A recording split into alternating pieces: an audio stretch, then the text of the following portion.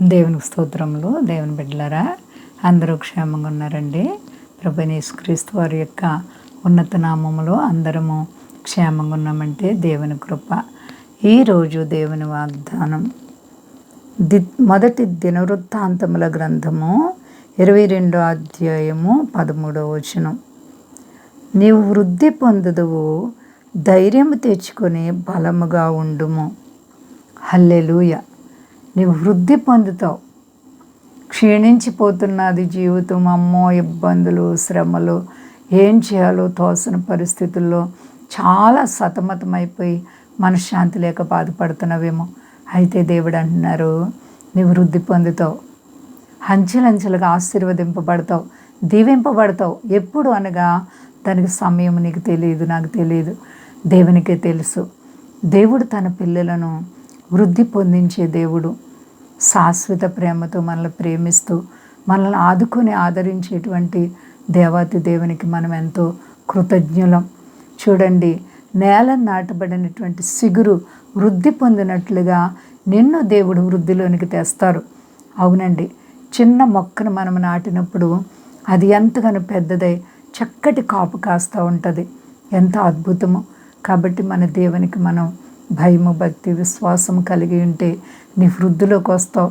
అమ్మో, నా జీవితం ఇంకా లేదు, అయ్యో నేను ఇప్పుడు ఏం చేయాలి, నా పరిస్థితి ఏంటి అని కలవరపడిపోతున్నావా?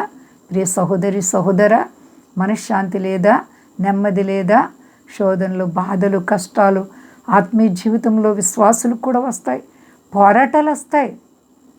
నీవు ఈ లోకంలో పోరాడినప్పుడే దేవుని ద్వారా జీవకిరీటాన్ని పొందగలుగుతావు. నీవు జయాన్ని పొందుతావు.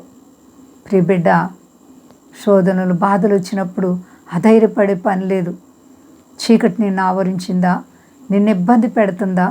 యేసుప్రభు అంటున్నారు, నేను లోకమునకు వెలుగై ఉన్నాను, నన్ను వెంబడింపగోరేవారు చీకటిలో నడవక జీవపు వెలుగు కలిగి జీవిస్తారని చెప్తున్నారు. కాబట్టి నీ వృద్ధి పొందుతావు.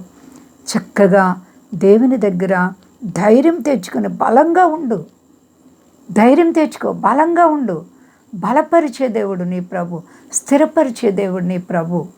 నీవు దేవునిలో బలముగా ఉన్నప్పుడు శత్రువైన సాతాను నిన్నేమీ చేయలేడు. శ్రమల చేత నువ్వు జల్లింపబడుతున్నావా? విశ్వాసికి అదే నిజమైనటువంటి ఆత్మీయ బాట. కాబట్టి ధైర్యం తెచ్చుకోండి. ప్రార్థించుకుందాం.